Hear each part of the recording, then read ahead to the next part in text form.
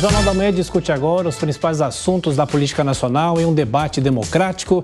E para isso a gente recebe aqui dois parlamentares, o deputado federal do PSOL de São Paulo, Guilherme Boulos, e também o deputado estadual do Republicanos de São Paulo, Tomé Abduch. Deputado Boulos, mais uma vez, muito obrigado por atender aqui o nosso convite. Bem-vindo. Obrigado, Thiago. Bom dia a você, a todo mundo que está nos acompanhando e ao deputado. Deputado Tomé, também, muito obrigado. Bom dia, Thiago. Prazer estar aqui. Bom dia a vocês, ouvintes da Jovem Pan. Bom, explicando as regras, a gente tem primeiro esse debate que vai durar 30 minutos de duração. 3 temas serão sorteados aqui ao longo do nosso debate, desse encontro. Cada tema terá 10 minutos de discussão, sendo 1 minuto de resposta, 1 minuto de comentário e 8 minutos desse debate em cada um desses assuntos. Debate livre entre os parlamentares. Lembrando que ofensas pessoais e palavras de baixo calão não serão permitidas. A gente tem, então, aqui 2 urnas. Primeiro, eu vou sortear o deputado que começa com essa primeira consideração de 1 minuto. Tomé Abduch, deputado estadual pelo Republicanos. E o primeiro assunto, nós temos aqui os assuntos em destaque nessa discussão aqui na Jovem Pan, projeto que institui a Lei Brasileira de Liberdade, de Responsabilidade e Transparência na Internet. É benéfico ou prejudicial para o país? É o PL 2630 em discussão no Congresso Nacional. Então, primeiro, 1 minuto para cada um dos parlamentares, começando com Tomé Abduch. Deputado. Bom dia a todos.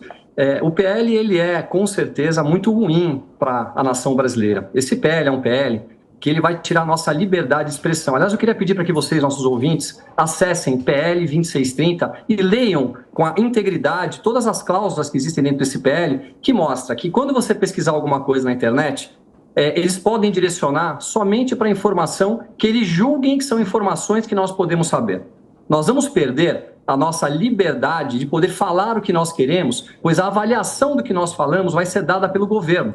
Então esse PL, ele só serve para poder tirar a liberdade da nação brasileira, ele é muito nocivo. Quando dizem que ele é para poder ajudar as crianças, para que a gente não tenha nenhum problema mais em escolas, isso tudo é uma grande, é colocado de uma maneira não verdadeira, com meias verdades para a nação brasileira. A grande verdade é que a nossa liberdade de expressão está em jogo. Quando você posta qualquer coisa na internet hoje, você já pode ser verificado e caso você acometa qualquer tipo de agressão ou crime, já existe lei para isso. Injúria, calúnia. Então eu não vejo por que nós temos que ter a nossa internet controlada, principalmente por um órgão governamental. Além disso, imagine... Deputado, infelizmente o tempo acabou. Deputado Guilherme Boulos, 1 minuto para essa consideração inicial sobre o PL das fake news. Olha, a maior prova da necessidade do PL da fake news são as fake news que foram usadas contra o PL. O projeto de lei das fake news busca fazer, aliás, o que a União Europeia fez no ano passado, sem cercear em nada a liberdade de expressão, que é você regulamentar. A internet não pode ser terra sem lei, não pode ser terra onde se promova, como se promoveu o ataque às escolas.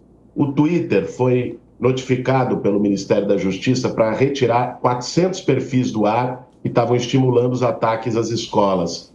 E não retirou. Não retirou porque não tinha lei que o obrigasse. O PL da fake news garantiria que ele fosse forçado a retirar sob pena de uma multa alta, se não o fizesse em 48 horas. É isso que está no texto do projeto, né? Assim como apologia ao nazismo, apologia a golpe de Estado. Ou seja, isso não pode ficar a critério da plataforma, quem ela faz, quem ela não faz. Isso não pode ser uma corporação que defina o que pode e o que não pode na internet, como é hoje, aliás. Então, isso precisa ter algum grau de regulamentação pública, como todos os países civilizados estão discutindo. É lamentável que tenha uma obstrução bolsonarista ao PL, como a gente assistiu na Câmara essa semana. Bom, esse debate continua a partir de agora, 8 minutos para os dois parlamentares. E como no sorteio a gente indicou aqui o Tomé Abduch, Tomé começa essa discussão, os dois ficam na tela e eu faço uma intervenção pontual se precisar. Tomé Abduch e, na sequência, Boulos. Bom, vamos lá, vamos falar um pouquinho mais da PL, porque a gente não pode contar meia verdade para a população. A população tem que saber a verdade. Imagine você, né, uma pessoa que mora numa região mais pobre, numa comunidade, que nunca teve oportunidade de ter acesso a conteúdo, e hoje você tem condição de ter acesso. Você entra na internet, você faz uma pesquisa e você recebe essa informação. Informações diversas, informações com pontos de vista diversos. A hora que a gente regulamenta e nós vamos ter um órgão que vai estar controlando o que nós estamos recebendo de informação, nós já começamos a ter problemas, pois eles querem poder informar somente o que eles querem que nós sabemos. Isso é um grande problema. Um outro ponto, se algum canal vincular, imagina o seguinte, vamos pegar uma emissora de TV que vincule alguma coisa, que eventualmente pela plataforma, ou seja, o Google avalie que essa informação não é uma informação verdadeira, é uma informação que comete algum tipo de adultério nessa informação.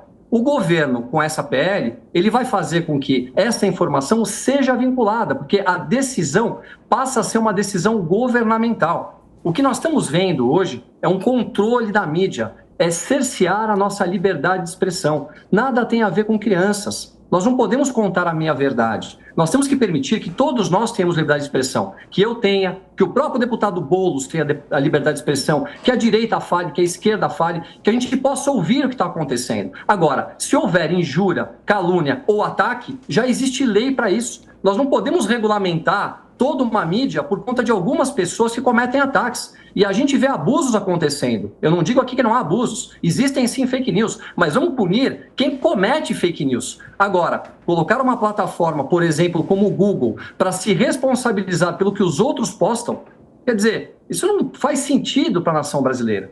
A nossa democracia, ela sempre foi balizada em liberdade. E nós podemos falar, e nós podemos comunicar, em contarmos a verdade do que acontece para a nação brasileira. E a verdade hoje chega para a nação brasileira. Todo mundo sabe o que aconteceu no passado, todo mundo sabe os crimes que foram cometidos. Já pensou se a gente não puder mais falar o que nós pensamos? Eu tenho que ter direito a usar a minha liberdade de expressão para dar a minha opinião sobre um determinado assunto. Ninguém pode ceifar a minha opinião. É a minha opinião, é a minha voz, é a minha cara. Isso não necessariamente é a verdade do que se fala, mas é a minha opinião. Agora, tirarmos a liberdade de uma nação inteira de forma a qual teremos um órgão governamental controlando o que nós falamos, no meu ponto de vista, é um grande absurdo, é um grande retrocesso. E quando se fala que países estão regulamentando, quais são esses países? Países que nós não queremos? Países que não têm democracia? Países como, por exemplo, China, que você não pode falar? Países como Venezuela, que você não pode falar? Países como Cuba, que você não pode falar? São esses os países que têm exemplos para que a gente possa ser seguido? A regulamentação, ela é muito ruim. O que nós temos que fazer é cobrar as pessoas que eventualmente cometem abusos e ponto final. Agora, eu pergunto aqui, por que votaram com a urgência esse projeto? Eu queria explicar para você que está em casa, para você que não compreende. A urgência tira a possibilidade de um debate mais pleno dentro do Congresso, para que se discuta o que é regulamentar. Ou seja, com a urgência que foi votada, nós não tivemos tempo de poder discutir ponto a ponto. Nós temos que aceitar simplesmente o que está lá, né, numa decisão a qual simplesmente votamos se tudo que está lá é válido ou inválido. E digo o seguinte, se fosse feita a votação alguns dias atrás, nós teríamos derrubado o PL. Agora, por que nós não tivemos a votação? Pois não. Os microfones estão abertos, fique à vontade, por favor. Por que nós não tivemos a votação? Porque foi tirado de pauta. Foi tirado de pauta, sabe por quê? Porque o PL seria derrubado. Eles perderam, e aí tiram de pauta, estão oferecendo, inclusive, emendas para todos os deputados, para que possam virar os seus votos, é muito claro que isso está acontecendo, e estão tentando negociar na calada da noite, como sempre fizeram. Não está havendo a verdade. Tiago, eu imagino que esse debate tem a regra. Eu tenho educação, eu fui bem educado a ponto de não interromper as pessoas no seu raciocínio, mas eu acho que um bom debate precisa ter não pode ter só um monólogo, ele precisa ter uma troca de ideias. Você tem 4 minutos. Então, se o deputado me permite, primeiro eu tenho a séria suspeita de que o deputado não leu o projeto das fake news, porque o que ele está dizendo aí simplesmente não existe no projeto. A liberdade de expressão é uma prerrogativa, aliás, uma cláusula pétrea da Constituição Federal, sequer poderia ser afetada por um projeto de lei, e não o é. O projeto de lei, aliás, vale dizer, foi amplamente discutido na Câmara Federal. Há 3 anos ele é discutido, foi criado um grupo de trabalho, o relator, o deputado Orlando Silva, discutiu com todas as bancadas da casa, acolheu sugestões, então não é verdade, talvez porque o deputado não esteja lá, pode não ter essa informação, não tenha acompanhado, mas o projeto foi amplamente discutido e segue sendo. Terceiro lugar, uma coisa é liberdade de expressão. a qual todos nós devemos estar comprometidos, em particular aqueles que defendem o Estado democrático de direito, que não tentam golpes de Estado, não é? Que, de fato, esses sim precisam ter um compromisso básico com a democracia. Não adianta fazer uma defesa da boca para fora de princípios democráticos e defender e estimular golpe de Estado, que foi o que o bolsonarismo fez nos últimos 4 anos no país, inclusive com o dia 8 de janeiro. Uma coisa é liberdade de expressão, outra coisa é cometimento de crimes, né? O que o projeto faz é poder impedir que a internet seja utilizada para cometer crimes, porque hoje isto está a cargo exclusivo das plataformas, que são corporações e que não têm sequer a prerrogativa, o papel jurídico de definir o que pode e o que não pode ser postado. Não deveriam ter essa prerrogativa. Opa, parece que congelou a tela aí. Não, estamos acompanhando, deputado, pode falar. Você me ouve? Não, é que congelou para mim aqui a tela. Faltam 2 minutos para esse tema encerrar, por favor. Não, então vou concluir. Você pega casos, por exemplo, como uma difusão que teve no Facebook de que uma mulher na Baixada Santista, se eu não me engano isso foi em 2017, de que ela cometia crime contra crianças, de que ela tinha matado uma criança. Era uma notícia falsa, se difundiu no Facebook. Ela foi linchada até a morte, né? Nós tivemos uma eleição marcada por fake news abusivas, depois reconhecidas em 2018. Nós tivemos uma tentativa de golpe de Estado no 8 de janeiro, feita e organizada a partir da internet. Nós tivemos, nos últimos meses, ataques contra as escolas, organizados a partir de plataformas na internet. Ou seja, não pode ser terra de ninguém. Aquilo que já não é permitido na vida real, não pode ser permitido na internet. E o deputado perguntou quais países estão discutindo isso, né? Bom, talvez para insatisfação dele não é Coreia do Norte, não é a China. Quem está discutindo isso, aliás, quem aprovou a lei foi União Europeia, França, não é? Alemanha, Itália, Espanha, Portugal, que ao que me consta não são propriamente ditaduras que ofendam a liberdade de expressão. Foi o Parlamento Europeu que aprovou 2 leis de regulamentação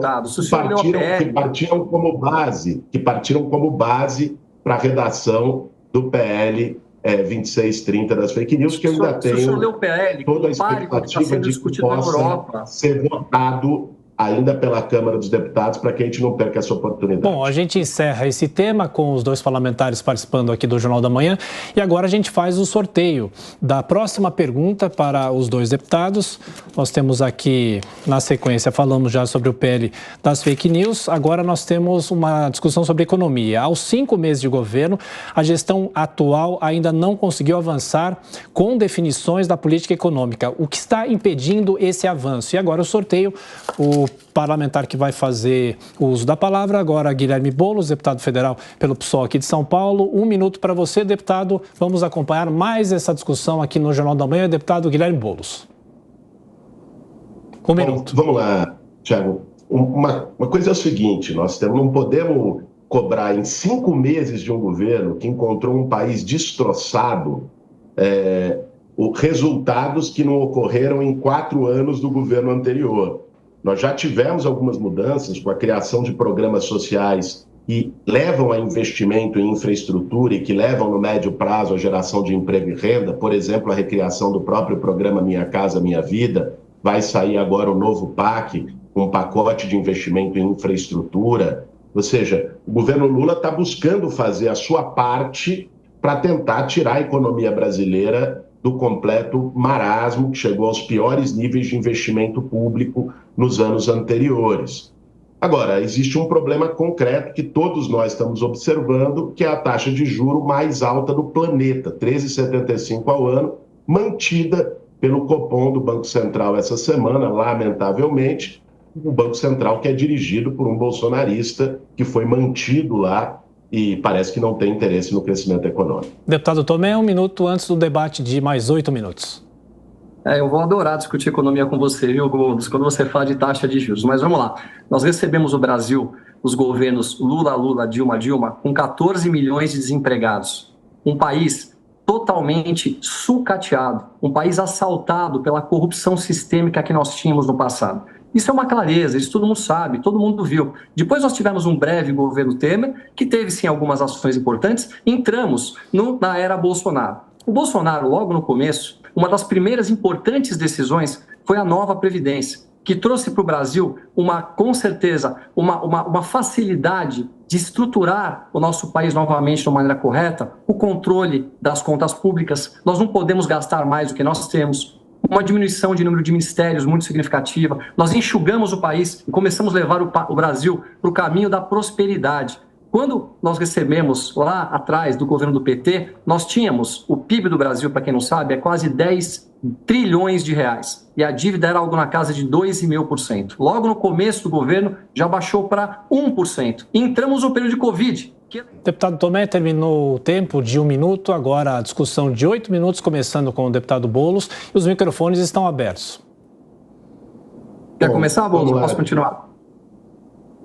Não, ele sugeriu que eu começasse. Vamos lá, vou continuar. Então, aí depois eu te permito, eu vou falar aqui nos 4 minutos. Vamos lá. Então, nós recebemos o Brasil. Opa! Se você quiser falar primeiro, não tem problema nenhum, não, deputado. Pois não, vamos lá. Eu vou começar, depois eu passo a palavra a você, deputado. Nós recebemos o Brasil, entregamos o país com uma dívida praticamente zero. Nós tivemos até um pequeno superávit, tanto nos municípios quanto no governo federal e nos governos, que foi muito importante. Sabe por quê? Porque houve boa gestão. Nós conseguimos tirar, pela primeira vez, da mão, né, de políticos os ministérios. Foram colocados pessoas técnicas. Não era mais a tal política de coalizão do antigo Fernando Henrique Cardoso, que entregava ministérios de porteira fechada para partidos políticos, como voltou a ser feito hoje. Hoje nós temos um Estado novamente inchado, já iniciamos com aquela PL, que foi a PL do fim do mundo, aprovando quase 200 bilhões de reais de dinheiro que nós não temos, e nós desequilibramos totalmente a nossa economia. Nós já estamos vendo voltar para o Brasil desemprego, ineficiência, Estado inchado. Nós estamos perdendo o controle de novo das nossas contas públicas. E aí, quando a gente fala de taxa de juros, o que traz a taxa de juros para baixo, hoje é 13,75 a nossa taxa Selic, que é o que regulariza a taxa de juros. Para poder baixar isso tudo, nós precisamos, primeiro ponto, de segurança jurídica, e um segundo ponto, das contas públicas equilibradas, o que nós não temos. E quando se baixa a taxa na canetada, que é o que esse governo, que não tem noção do que faz com a política, está sugerindo, sabe o que vai acontecer? Desvalorização da moeda e inflação. As pessoas mais pobres vão perder o poder de consumo na ponta. A inflação vai comer o dinheiro que o senhor e a senhora que está nos ouvindo tem para poder comprar o seu arroz. E nós vamos caminhar por um período muito complexo, que é o que aconteceu com a Argentina, que é o que aconteceu com a Venezuela. Essa é a clareza. Quem não entende de economia, deputado, não pode discutir economia. Vocês querem baixar na canetada. Isso não vai acontecer. Sabe por quê? Porque o Roberto Campos é uma pessoa responsável. É uma das pessoas que hoje está conseguindo segurar ainda um pouco o Brasil. Porque se deixar na mão de vocês, nós vamos voltar a ter o país que nós tivemos no passado. Um país que não vai caminhar para a prosperidade, que é o que nós queremos. Discussão, deputado. Bom, vamos lá, Thiago. Primeiro, eu acho que um bom ponto para um debate qualificado é a gente respeitar as regras. Isso faz sempre bem. O bolsonarismo tem dificuldade de respeitar regras de forma Por isso geral. Que você chegou no horário, né, deputado? Atrasou 30 minutos, né? Era às 9. Trazer um ponto, deputado, atrasou, né? Eu estou aqui há meia hora te esperando. Eu não sei se você conhece a diferença entre inflação de demanda e inflação de custo. A taxa de juros, ela pode ser um mecanismo eficiente para combater a inflação de demanda. O que é a inflação de demanda, para quem está nos ouvindo? A inflação de demanda é quando ela é provocada por um excesso de liquidez na economia, tem muita gente querendo comprar, né? E aí isso gera um aumento do preço dos produtos pela oferta e procura. A inflação brasileira não é de demanda, existe capacidade ociosa na economia, existe desemprego na economia que não surgiu nos últimos 5 meses, existiu queda da renda dos trabalhadores. A inflação brasileira ela é uma inflação de custo. Ela foi causada, sobretudo, pelo choque internacional no preço do petróleo, de energia, de commodities, e isso fez com que o custo dos produtos aumentasse. Quando aumenta o óleo diesel, aumenta tudo, porque o frete, os produtos são transportados em geral por via rodoviária, aumenta o frete. Aumento da taxa de juro não incide em nada na inflação de custo. Ele incidiria se a inflação fosse de demanda, o que não é o caso da brasileira. É fácil, às vezes, ficar dando liçãozinha de manual de economia neoliberal, achando que está abafando e dizendo que a esquerda não entende de economia, né? Mas, infelizmente, a vida é um pouquinho mais complexa do que a turma aí tenta colocar. Qual é o problema? Existe uma taxa de juros no spread bancário brasileiro que está entre os mais altos do planeta. Isso inibe tanto o consumidor, você que quer pegar o empréstimo, que vai pegar o juro, porque a Selic, embora ela não seja a taxa bancária do cheque especial, do rotativo do cartão, ela é a referência para as taxas de juro do país. Então, tem esse efeito, como inibe o próprio investimento. Se um investidor, uma empresa, quiser fazer uma nova planta para gerar emprego, ela precisa de crédito. Se o crédito está caro, ela não vai fazer o investimento, ou ela vai retardar o investimento. Ou melhor, ela pode, inclusive, pegar esse recurso que iria para a produção e fazer a aplicação financeira, indo para o rentismo, porque com o juro elevado, ela vai ter uma taxa de retorno mais garantida e maior no rentismo, que gera 0 empregos, do que no investimento produtivo. É isso que está em jogo. Uma taxa de juros aberrante como essa, né, pode-se fazer qualquer tipo de discurso, de narrativa, mas isso impede o crescimento econômico do país. Então, é muito importante. O governo Lula já deu todas as mostras da disposição do seu compromisso em equilibrar responsabilidade social com responsabilidade fiscal. O que não pode é ficar num discurso fiscalista vazio, do corta, corta, corta, corta a saúde, corta a educação, corta investimento público. Esse papo totalmente infundado, Estado inchado. Eu estava na transição no governo Lula e vi como é que foi o processo de retirada de ministérios no governo Bolsonaro. Sabe o que eles fizeram? Eles só tiraram um cargo de cada ministério, o do ministro, e mantiveram todos os outros cargos. Eles pegaram 3 ministérios, transformava em um, mantinha todos os cargos, aí tirava 2, porque ficou um ministro em vez de 3. Ou seja, é demagogia pura, né? Não é isso que tem qualquer tipo de impacto sobre a confiança na economia brasileira, não é isso que tem impacto no processo de crescimento, se tem um ministério a mais, um ministério a menos. Isso pode servir para um discurso demagógico, populista, né? Tentando pregar para quem, de fato, está disposta a embarcar num senso comum barato, né? Que posa de entendedor de economia, posa de Faria Limer, investidor e por aí vai, mas que não sabe como funciona a economia real do país. Nós vamos precisar, para poder fazer o Brasil voltar a crescer com emprego, renda, oportunidade, nós precisamos de taxas de juros mais baixas, e é corretíssimo que o presidente Lula esteja pautando isso na sociedade brasileira. Tomé, mais um minutinho. Olha só, não me taxa de Faria Limer não, viu, Boulos? Eu comecei minha vida trabalhando com 16 anos de idade como estoquista em loja de shopping. Eu venho de uma família de classe média. Eu lutei para ter tudo que eu tenho.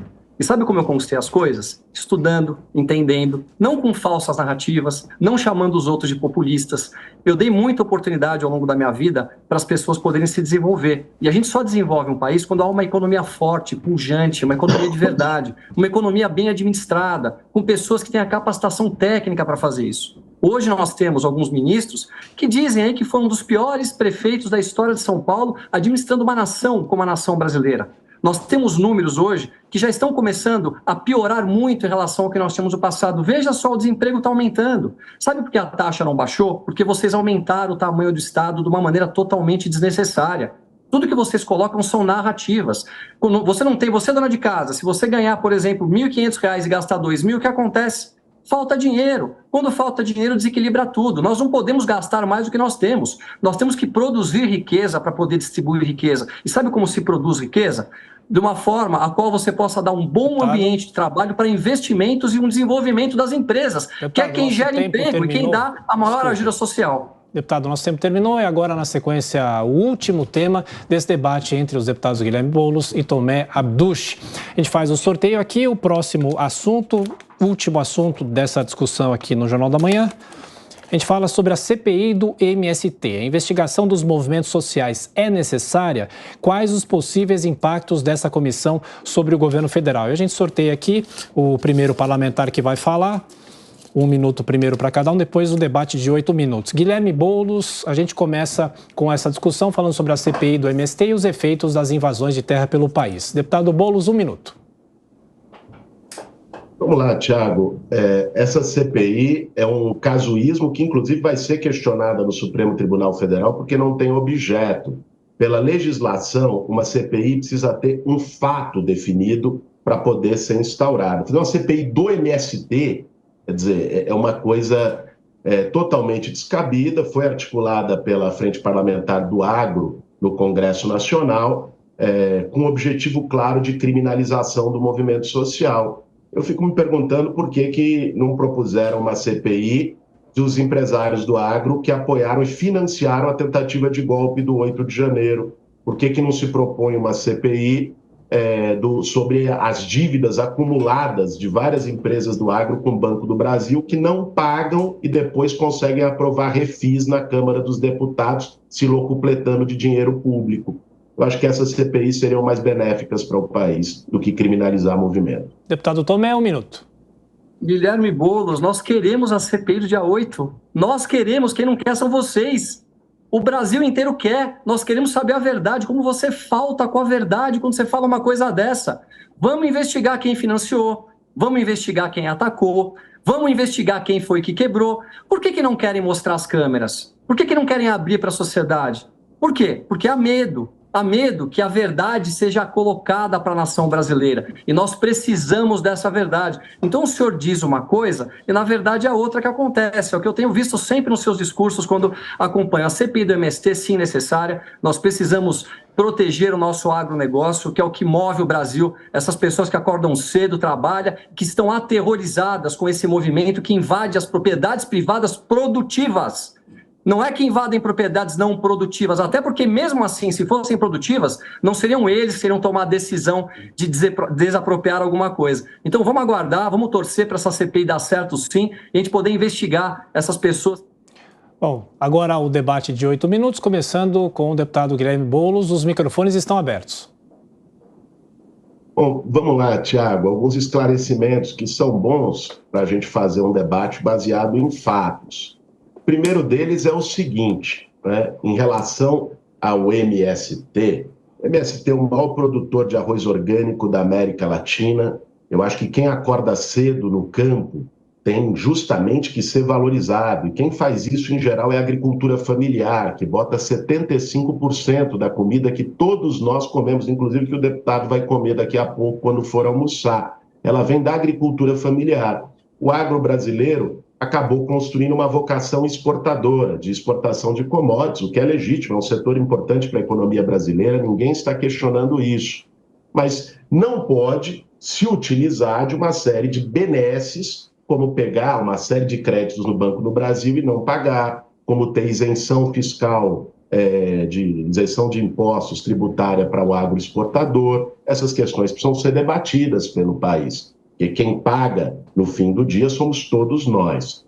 O MST é um movimento social legítimo, é um movimento social que luta pela reforma agrária que está prevista na Constituição brasileira, faz isso há mais de 30, 35 anos, e é a 4ª ou 5ª CPI que abrem do MST, nunca encontraram nada, é uma tentativa de atacar, de intimidar o movimento social. Mas, enfim, é parte do jogo democrático, né? Nós estamos no jogo democrático. Agora, o deputado citou a CPI do 8 de janeiro, vamos falar sobre isso, né?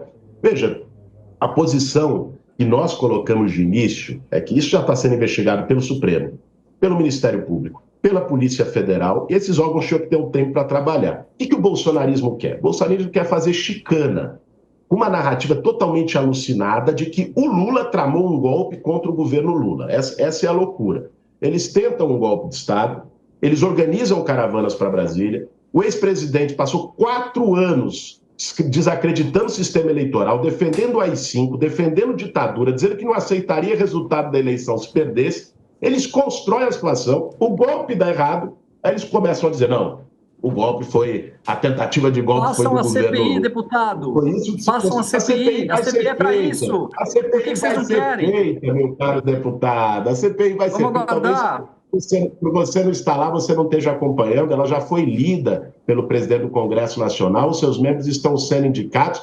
E eu acho, inclusive, que essa CPI, já que vai ser instaurada, vai ser uma excelente oportunidade para a gente passar limpo. As gravações que você mencionou já estão no poder do Supremo Tribunal Federal, foram divulgadas. Agora tinha vamos tomar gente com a relatoria, do GSI, né? E das Forças Armadas, se tinha gente do GSI, das Forças Armadas, que estão envolvidas, o GSI, que era do general Heleno até uma semana antes, que sejam presos. Colocado pelo Lula, que sejam presos, assim como os financiadores, que sejam presos, inclusive como parlamentares que estimularam a tentativa golpista, sejam estaduais, sejam federais, que sejam presos, como inclusive os mentores intelectuais. Um deles já recebeu a PF na porta na quarta-feira por falsificar cartão de vacina, né? Agora vamos chegar na relação direta do seu Jair Bolsonaro com o 8 de janeiro. Agora é meu tempo, deputado.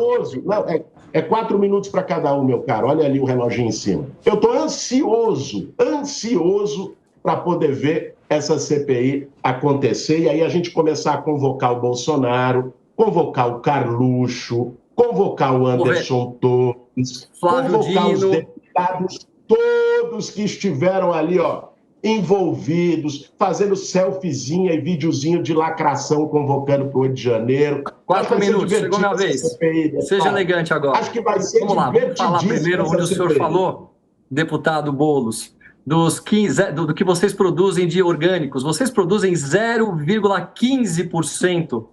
É praticamente nada, Mas vamos falar um pouco de invasão de terra e eu queria me colocar na situação de você, uma pessoa que precisa da reforma agrária, a qual eu apoio, e quando você é levado ao erro, numa madrugada, muitas vezes com um pedaço de pau na mão, com uma pedra na mão, com a sua família atrás de você sendo orientado a invadir uma propriedade privada, eu fico me colocando no medo que você deve sentir naquele momento. E ao mesmo tempo, eu me coloco na situação do proprietário da propriedade privada, que está sendo a sua propriedade invadida, a qual ele durante tantos anos lutou para tê-la. E o que pode acontecer num momento de nervoso, de acontecer uma tragédia. E agora vamos falar um pouquinho de reforma agrária. Vocês sabiam que no último governo foram entregues aproximadamente 400 mil títulos de propriedade, a grande maioria para as mulheres. Já no governo do PT, falando de Lula, Dilma, ou seja, em praticamente 12 anos, foram entregues somente 200 mil. Se vocês seguirem o que está sendo feito no governo passado, em praticamente um ano, vocês acabam com o problema da reforma agrária, sem invadir nada, indo no INCRA, de maneira correta. Por que vocês não fazem?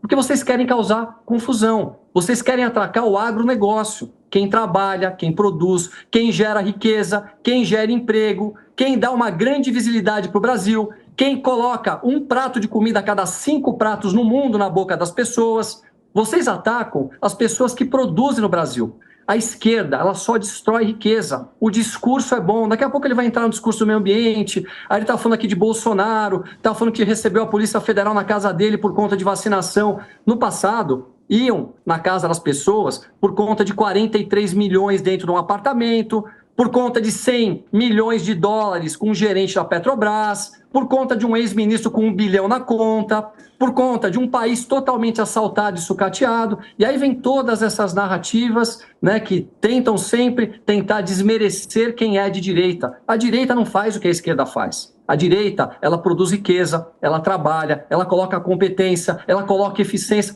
Veja aqui em São Paulo, eu tenho aqui atrás, ó, governador Tarcísio, um exemplo de homem, de elegância, de educação, de postura, de preocupação com as pessoas mais pobres. Vamos comparar o que vai ser São Paulo com o resto do Brasil. E aí que eu digo, você, Boulos, não tem a capacidade técnica para poder ser prefeito de uma cidade pujante como São Paulo, uma cidade que recebeu pessoas do mundo inteiro para trabalhar, pessoas de todos os estados vêm para cá. Eu estou falando, é meu tempo agora, não me atrapalha, eu tenho mais 1 minuto. Pessoas que vieram para cá para trabalhar. Nós não podemos ter um prefeito que seja simplesmente um invasor de propriedade privada, que coloca a pessoa, muitas vezes, num imóvel sem água, sem luz, com doenças em volta dela, sem uma condição sanitária. Nós temos que ter pessoas que pensem em construir casas populares. Dá para fazer uma casa popular em 4 semanas, com tecnologia e com trabalho, com investimento, com pessoas que queiram colocar as suas empresas aqui. E sabe por que eu digo de empresário? É porque eu estou falando, Boulos, dá meu tempo, eu tenho 30 segundos. Eu só quero saber quantas você fez. É o empresário que gera emprego. Nós temos que parar de ludibriar e contar falsas narrativas para a população. Aonde foi que vocês deram certo? Vocês só gastam o dinheiro que os outros produzem. E chega uma hora que o dinheiro acaba. A hora que o dinheiro acaba, sabe qual que é o nível? Fez? São todos na pobreza. Inclusive nos países que você já se colocou como apoiador. Você apoia regimes como o da Venezuela, Boulos. Aqui em São Paulo, não. Me desculpem, mas aqui tem que ter um prefeito de verdade, com o padrão desse homem que está aqui atrás. Bom, infelizmente o nosso tempo terminou e apesar das visões antagônicas, o debate foi cordial e respeitoso.